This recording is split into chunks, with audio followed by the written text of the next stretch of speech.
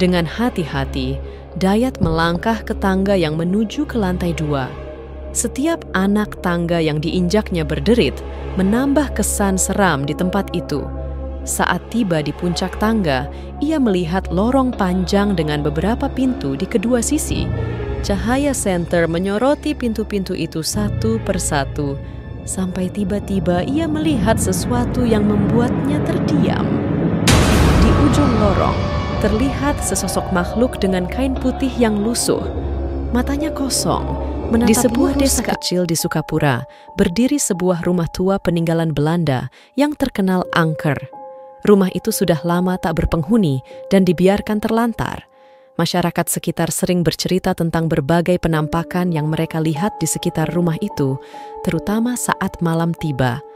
Dayat, seorang remaja berusia 25 tahun, selalu tertarik pada hal-hal berbau mistis. Ia sudah mendengar banyak cerita tentang rumah tua itu, tapi ia merasa cerita-cerita tersebut hanyalah takhayul belaka.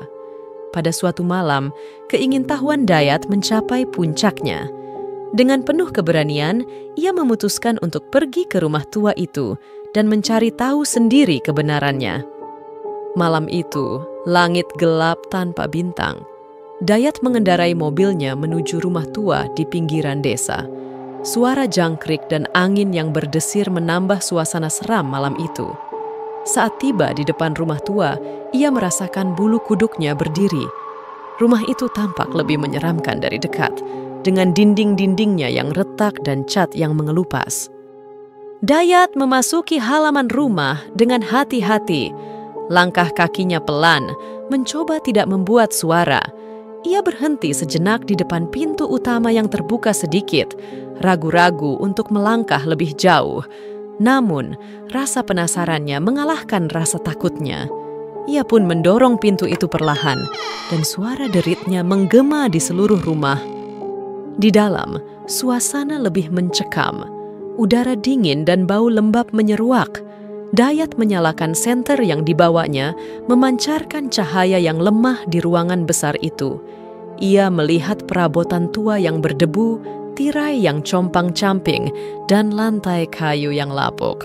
Semua tampak seperti dalam film horor yang pernah ia tonton. Tiba-tiba, ia mendengar suara langkah kaki di lantai atas.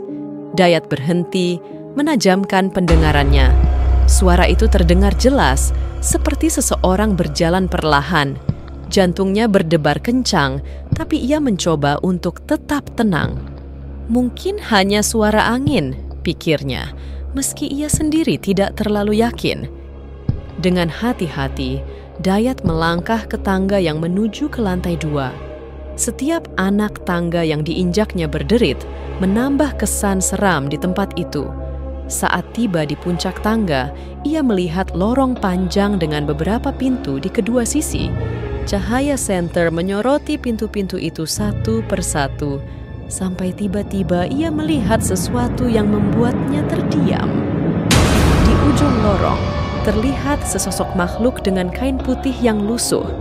Matanya kosong, menatap lurus ke arah Dayat. Sosok itu adalah pocong. Dayat terpaku, tidak bisa bergerak. Makhluk itu melompat-lompat mendekatinya dengan pelan. Setiap lompatan terasa seperti pukulan di dada Dayat, membuatnya semakin sulit bernapas. Dayat ingin lari, tapi kakinya terasa kaku.